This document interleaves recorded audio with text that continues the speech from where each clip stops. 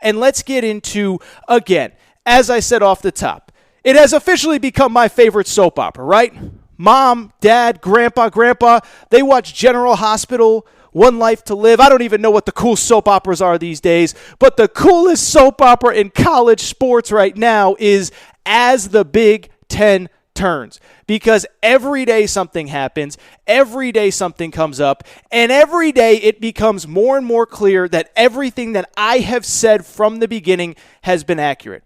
I know I say it every episode, but with new details coming out every day, we have to talk about it. And so I'm opening this show because two big things did happen on Monday relating to the Big Ten. One made a lot of headlines, one didn't, and I think the one that didn't is actually more important in terms of the broader conversation of the Big Ten. And so the two things that happened are very simply this. The first one is we finally got some clarification on this vote that ended the season in the Big Ten. If you remember, there was that Saturday, Sunday, Monday window where nobody was quite sure what was going on, and then all of a sudden, bam, on Tuesday, out of nowhere, the season is canceled. And if you remember, there was a ton of confusion over whether there was even a vote. And obviously, the Big Ten presidents did have to vote, but we never got clarification on if that vote happened. The president of Minnesota came out and said, I don't even know if this vote technically happened. The AD at Penn State said, I don't know if this vote technically happened. And so we finally got an answer, and it came on Monday, and it came because of what I told you on Monday's show, which was, of course, that there are now players in the Big Ten suing the conference for clarification on what happened. I talked about it on yesterday's show, but 8 Nebraska football players have basically said, like, look, you guys are screwing with our future earnings. We had the chance to potentially play really well this year, go on to the NFL. You really screwed that up, and so we are going to sue this league. That is exactly what happened, and as part of that lawsuit, they wanted clarification on what went in to the decision to cancel the football season. And so they got part of it on Monday, when the Big Ten finally admitted, yes, we did have a vote, and here is how it was laid out. And so for people who did not see this headline, the Big Ten vote went as follows. 11 school presidents voted to cancel the season. 3 school presidents voted to play. The 3 school presidents that voted to play were Nebraska, Iowa, and Ohio State. And if you have followed this story from the beginning, if you have listened to this podcast from the beginning, you should not be surprised by those 3 that were in favor of actually playing. If you remember back to the beginning, it was Dan Patrick, of all people, who actually kind of broke the story. It was that Monday after Sunday, there's the headline that they're on the verge of canceling. Monday, there's a little bit of pushback. And it was that Monday that Dan Patrick said, like, look, maybe they will, push back. But I'm telling you, the only 2 schools that I heard that want to play are Nebraska and Iowa. So credit to Dan Patrick, because he was the first one to have those names. And then if you followed closely, the Ohio State president really did a reverse course 180 very publicly to try to let the world know that she was in favor of playing the season. If you remember that day when it came out that Nebraska and Iowa were the only ones that voted in favor of the season, the Ohio State AD leaked a story. Kirk Herbstreit tweeted it out. A bunch of people tweeted it out. And she said, no. I didn't vote to cancel the season. I just wanted it postponed. I wanted to push back the way the SEC did to the middle to the end of September to give us more time. So when you add it up, when you've been following the tea leaves, this makes perfect sense. The 3 schools that very publicly wanted the world to know we wanted to play football are the ones that, as it turns out, according to the Big Ten's own documentation, they are the ones that voted to play. Unfortunately for Big Ten schools, for Big Ten players, for Big Ten parents, there needed to be 60% of the constituents, 60% of the schools voting to play. 75% voted against playing, I think 60% had to be against playing.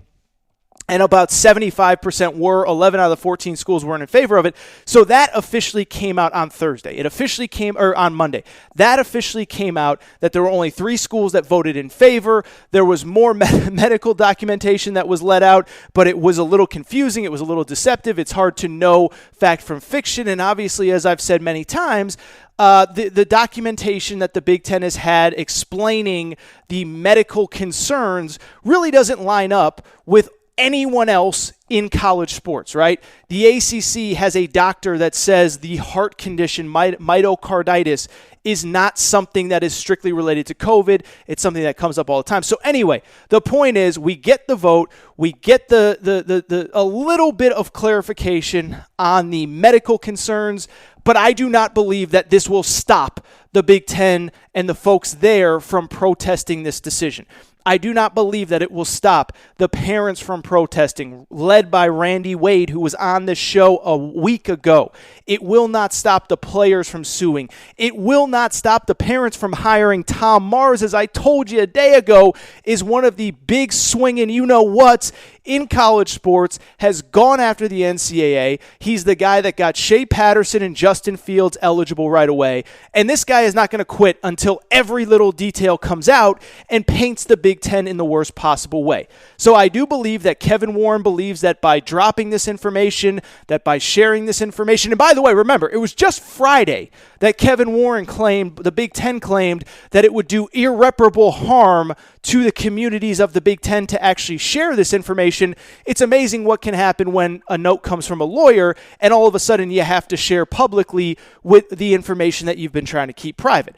I do not believe, however, that it will have an impact on what is going on in the Big Ten. I do not believe that the parents will stop fighting, that the players will stop fighting.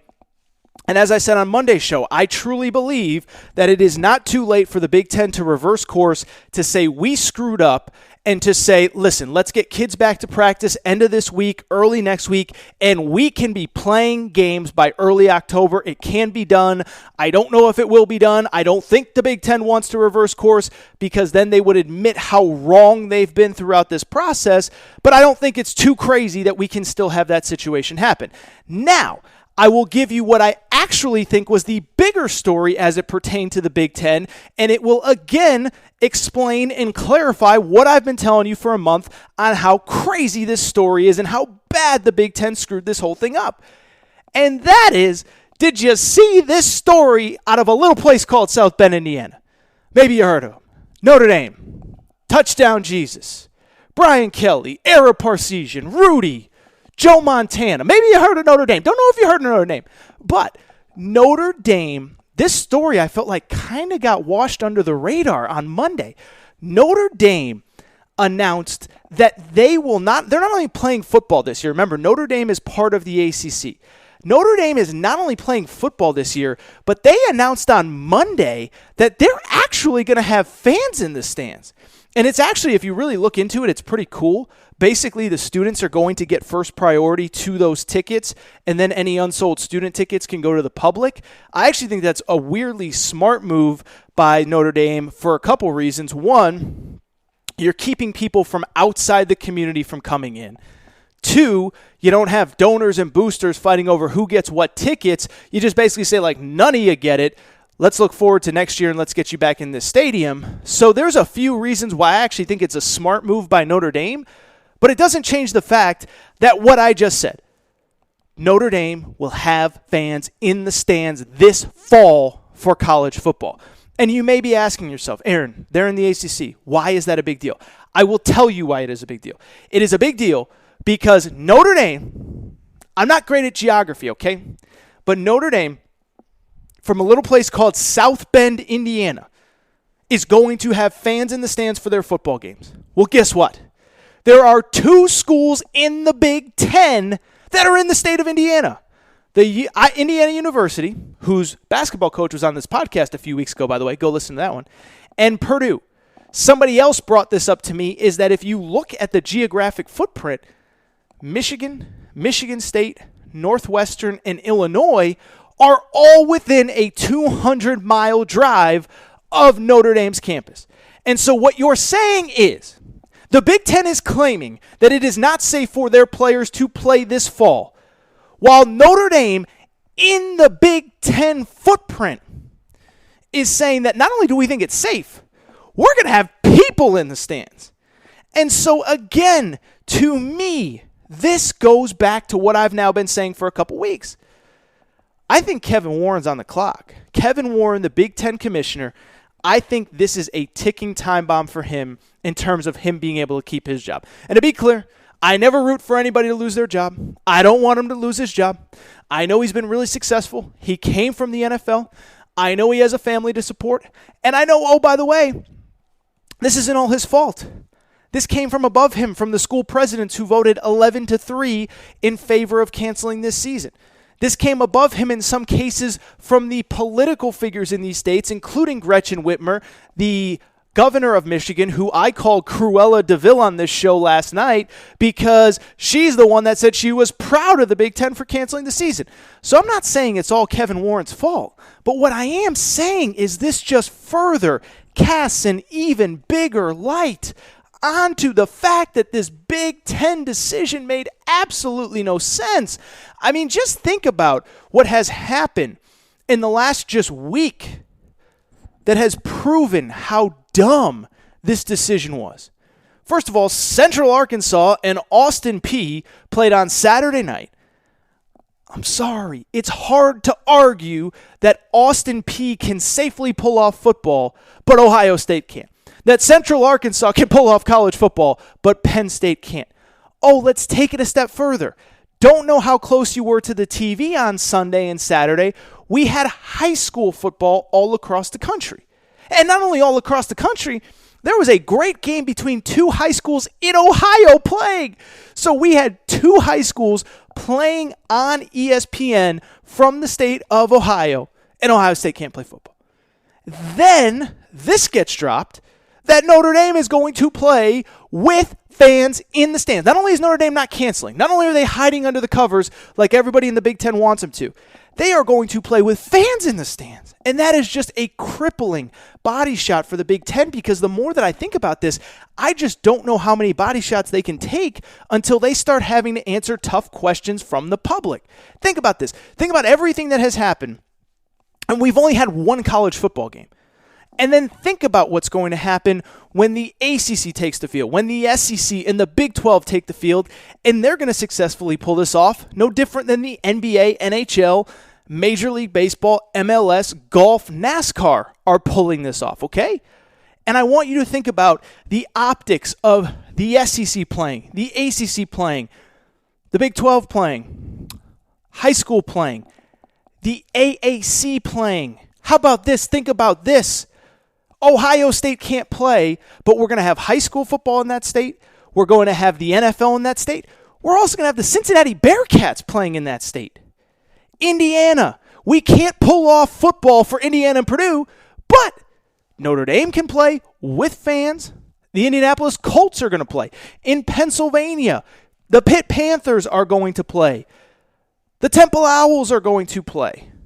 High school will play. The Pittsburgh Steelers, the Philadelphia Eagles. How many body shots can the Big Ten take? And how long can they justify this decision? Because every day more information comes out that makes them look worse and worse, that makes them realize how stupid this decision was and how short-sighted this decision was to cancel the first week in August without, as I've said 100 times now, having a single padded practice. It never made sense.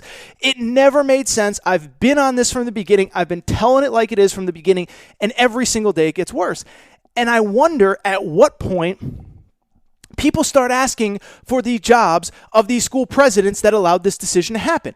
Again, you can't be the president of the University of Michigan touting your back-to-school plan with 45,000 undergrads on campus while also saying that it's not safe to play football. Same at Penn State. Same at Ohio State. In Ohio State, like I said, they very publicly claim that they made this vote in favor of the Big Ten to play because this president's trying to save her job. And so I think at some point heads are going to roll. I hate to say it. I do think some of these presidents are potentially going to lose their job. And I do think there's a real possibility that Kevin Warren is going to lose his job. And I don't wish against him. Like I said, he's got kids. He's got a wife. He's got a mortgage. I'm not wishing against anybody. But at some point, you have to stand up and explain yourself, and the explanations aren't good enough. And every single day, we get worse and worse news. And so because of that, I'm just telling you, I think it's a bad look for the Big Ten, and I think Kevin Warren is in deep, deep, deep trouble. I think some of these presidents are in deep, deep, deep trouble. And I'm telling you, I think some of these people are going to be out of jobs by January, if not by the end of this school year.